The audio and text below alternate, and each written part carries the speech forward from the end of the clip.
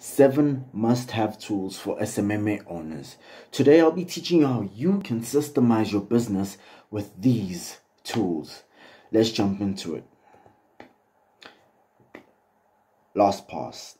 So LastPass is a great tool. Actually, a friend recommended me this tool. I think it was last year, 2019. A friend of mine recommended this tool to me. This was before I even started my SMMA agency. And LastPass is to help you like keep track of all your passwords using one master password, even though each password is different, right? So each password they create for you would be a really long binary password. Though you would use, for example, you could use something like simple password 39 and it would spit out a really long password. For example, this is the password you'd enter for all your software subscriptions and everything, and the password that they'd enter for you into that website or whatever would be, I'll add it right here, it would be a really long one. You could like literally choose to make it 8 characters, 16, 32, depends on you and what your preference are. But LastPass is incredibly important because, I mean, cybersecurity, right? Like the amount of online hackings that have happened all over to large businesses that are making billions of dollars. I mean, it happened to Twitter, right? During the pandemic, right? It happened to Twitter. It happened to a company named Expedia. That's a financial company. So like when it happened to that company, it happened last week in my country.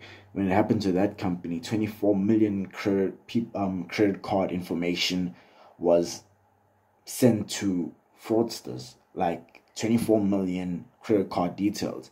I mean, if those people had to send themselves $2 from every single one of those credit card informations that they got from, number one, the credit card holders wouldn't know who took it, and number two is they'd become millionaires. But anyway, number two is Slack. Slack is a great tool. I can't stress enough how great Slack is, especially as a messaging platform. As a messaging platform, it is a very great tool. See, Slack is for team communications. It lets you have them all in one platform as you build them, right? As you build your team. And I consider it my virtual office because really I can, like, if I have to talk to a client, I talk to them on Slack. If I have to talk to a team member, I talk to them on Slack. If anybody wants to talk to me and communicate to me, then they'll have to do it on Slack. So that's why I really consider it my virtual office, right? And it provides you and your clients with maximum efficiency by eliminating messy communications. Now, this is what I don't understand about many agency owners, right?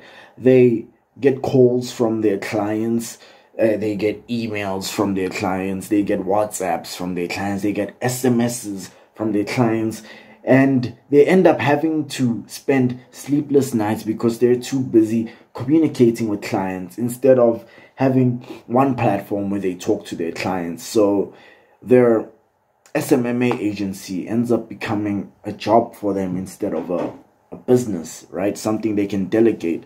So I'm all for systemizing, and I keep on saying that, and efficiency and being able to do a task with the little amounts of time and effort put into it. And Slack is a really great tool for that because, like, instead of having to be on all of these platforms, like having a client message you from Facebook, Instagram, like wherever they feel like it, I tell my clients that, look, talk to me on Slack. And let's say, for example, your client emails you, then you reply to that email and say, hey, please, you reply to that email and say, hey, I reply to your message on Slack, you see, you want to redirect them back to Slack and say, please don't ask me or talk to me on any other platform apart from Slack, because if we keep all our communications on Slack, it'll be more efficient for you. It'll be better for you,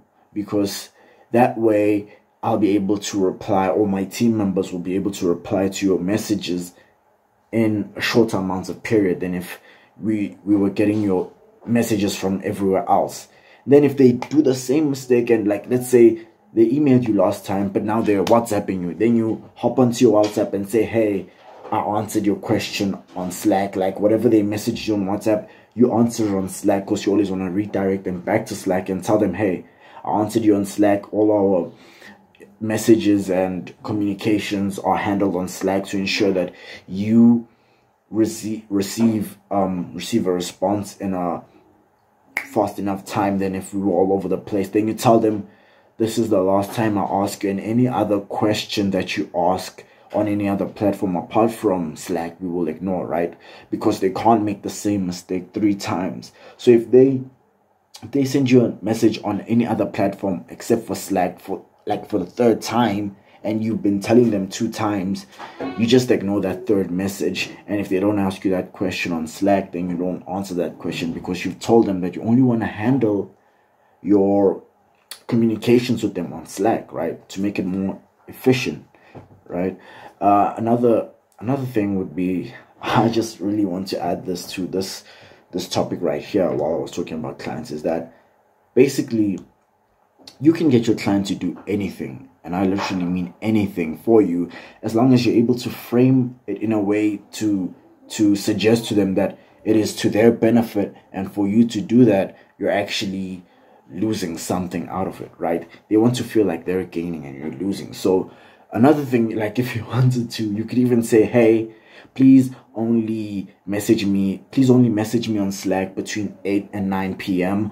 because I know that's the time you're up the most and you have the freest time, and that's the time I know that I'll be dedicating to just you. And even though I have to do other things, I'll be dedicating 8 p.m. to 9 p.m. just for you. That way they feel like, okay, number one, it means that I as the client will receive way more faster responses to my messages if I email between 8 to 9 p.m. as well as, number two, the service provider, being you, is losing because they're wasting their time waiting for a client to reply instead of actually doing other things that would be more beneficial to their company. So that's a really important key concept for you to know. A client will literally accept and do anything you tell them as long as you frame it in a way to suggest that it's to their benefit and your detriment. I hope that's real a word. And another great benefit about Slack is that it creates different channels for different clients. So your clients won't have to see which other clients you have, right? So each client will have their own bubble, their own ecosystem where you and your media buyer and your client all communicate together, and they aren't able to jump onto other people's ecosystems and see who else you have in your Slack channel, right? ClickFunnels and Wix. Now, what would you use these two for? One of these two, you don't use both. ClickFunnels is a 98 or 99 or 97, somewhere in the 90s. It's a $90-something a month funnel building website. This is where you build your funnels or build your simple website. And then there is Wix, which is I wouldn't say exact same because I might get butchered in the comment section. So Wix is also a website builder and a really simple, beautiful one if you ask me. I actually personally use Wix, and it's around, the subscription I chose is around $12 a month compared to ClickFunnels $97 a month software. Now the great thing about these two, or one of these two, right, depends which one you pick, is you'd use it to create an onboarding funnel. You'd use it to create a scheduling page. You'd use it to create a case study funnel, right? And these are basically ways that will allow you to scale and systemize your platform, right?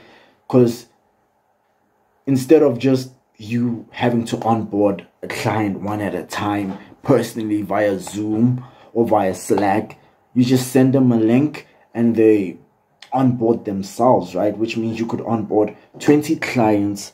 You could onboard 20 clients in one single moment. Like at a time, you could onboard 20 clients. If you wanted to, you could onboard 200 clients, because like having a website allows you, having these funnels allows you to scale without any issues, right?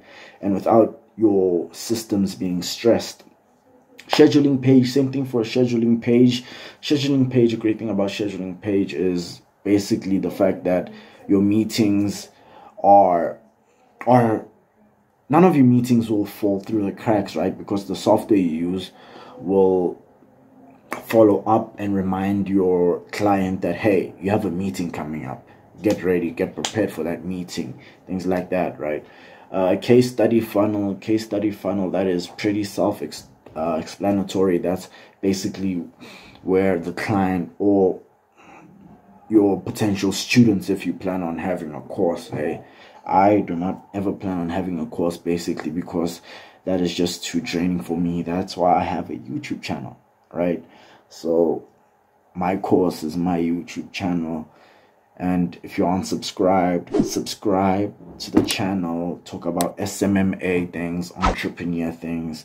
Anyway, yeah, case study funnel is where you basically show people your accomplishments as well. It's a video of you showing people your accomplishments, what you and your agency are able to achieve, as well as you providing some little bit of knowledge, you know, some little bit of a starter meal for them to crave, to have that big meal, right? That meal they gotta pay for.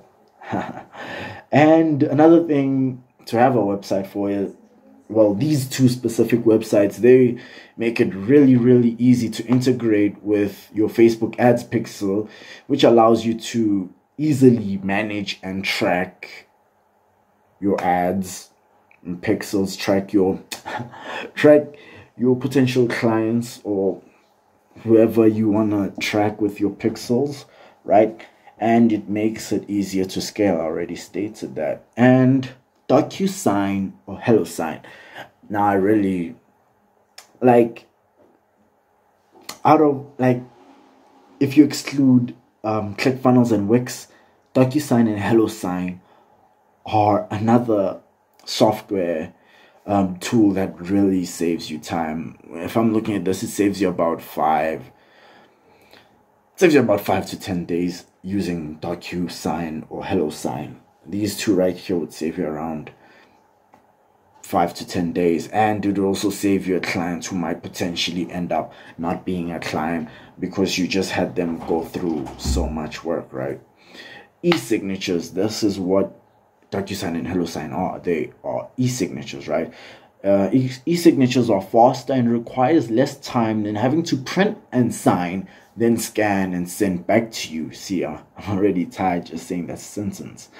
It appears less formal and requires less commitment from the client, and it makes your agency receive an increase in authority for being so seamless, right? When I say it appears less formal and requires less commitment from the client, maybe you're working with a client who's going to be paying you $5,000 to $10,000 a month, and when they see this contract, they'll be like, oh my gosh, I should call my lawyer. Then they call their lawyer, and instead of it taking 5 to 10 days, it ends up taking 20 to 25 days because their lawyer has to look through every nook and cranny, you feel? And that's another great thing about DocuSign or HelloSign, right? Or e-signatures in general, if you want to use an e-signature, is that number one, you can create a template. I didn't insert that in the notes. I should have. You can create a template, right? So just creating one template, and then you send that template to everybody. Like every client you onboard, you send them that template. So instead of having like 10 personalized documents that you have to create every time you get a new client, you can just have one document, and then you just send a link to that document to, like, each client. You send them the link, one specific link, one template. It's great. HelloSign is about $10. DocuSign is about same price range. They're the same price range. Honestly, makes zero difference which one you choose. They're both e-signatures, and they both end with the word sign, right? They both end with the word sign. Calendly and a Qt. This is why I said I don't want to go into too much detail when I was in ClickFunnels and Wix. Calendly and a Qt are scheduling software, right, that integrate well with Zoom, right? So this is a scheduling software that goes on your website where your client will apply. It lets you scale the amount of meetings you receive without letting any potential meetings slip through the cracks. This is pretty self-explanatory, mostly because I already stated about scheduling software and a scheduling page. But basically, Calendly and a Qt, same price range, although I personally use Calendly's free version, right? The Qt's free version compared to Calendly's free version, very different. Very, like, this is a Qt's free version, this is Calendly's free version. So I personally use Calendly's free version, and Calendly's free version still allows you to brand your scheduling page, right? So that's insane value. So honestly, I would just go right ahead and use Calendly, right? That's me saving you $10 a month. That's basically me saving you $120 a year. Use Calendly's free version. Unless there's more advanced things you want to do with your scheduling software, then go ahead and use Calendly's paid version, right?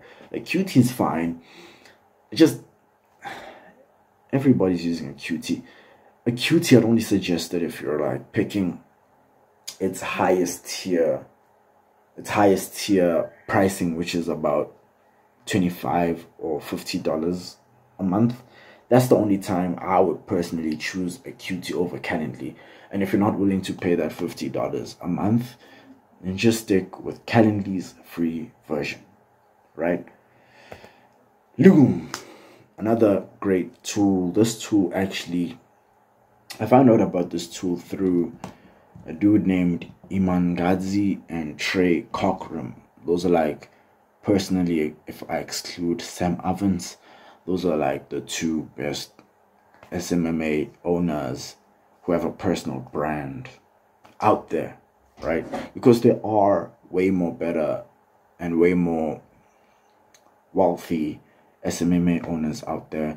It's just they don't have the same personal brand, and they aren't out there on social media compared to Iman and Trey, right? So Loom is a screen recording software used in outreach. Basically, some examples you'd use Loom for is when you're reaching out to your potential e-commerce clients, and you just do an audit of their website. You look in their Facebook ads, like while Loom is live, you look into their Facebook ads library, you show them, okay, this is what you can do better, this is what you can do better, this is what you can do better. You look in their website, you tell them a few flaws in their website they can fix. You also compliment them on the things they're doing properly, right? You don't want to just be giving them bad criticism. You also want to be giving them compliments. But more importantly, you want to ensure that there is some sort of value you're providing them on the outreach using Loom. Another great thing about Loom is you're able to, like, Loom notifies you when the person watched your video, right? So you can't send a follow-up email saying, hey, I saw you didn't watch my Loom. You can't send a follow-up email saying, hey, you watched my Loom, tell me what you think about it, why didn't you reply, if they didn't watch your Loom, right? So Loom informs you, hey, this person watched your Loom but didn't reply to you via email, because you send the Loom link through using like your email, right? You just attach the link to your email. Zoom, this is the last one I think, hopefully. haven't been counting. But Zoom is used for video meetings that you will have with clients on a sales calls.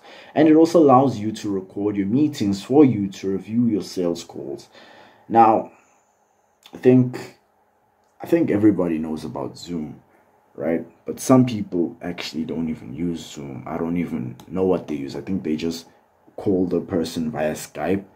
And Zoom has replaced Skype. So in my perspective, I wouldn't suggest you using Skype. I'll just suggest you stick to Zoom, because Zoom is the way to go. And more on Zoom allowing you to record your calls. The fact that you're able to record your calls ensures that you can actually review your sales calls and see where you went wrong, where you went right, and like how you can adapt and fix your sales strategy, right, in your sales script. Another thing about Zoom is I can't think about any other tips I can give you via Zoom. Zoom is like the most easiest to integrate and synchronize with a Qt and Calendly, right? So you see how all of these tools link together. Like if you have ClickFunnels or Wix, you need to get a scheduling page. To get a scheduling page, you need a Qt and Calendly.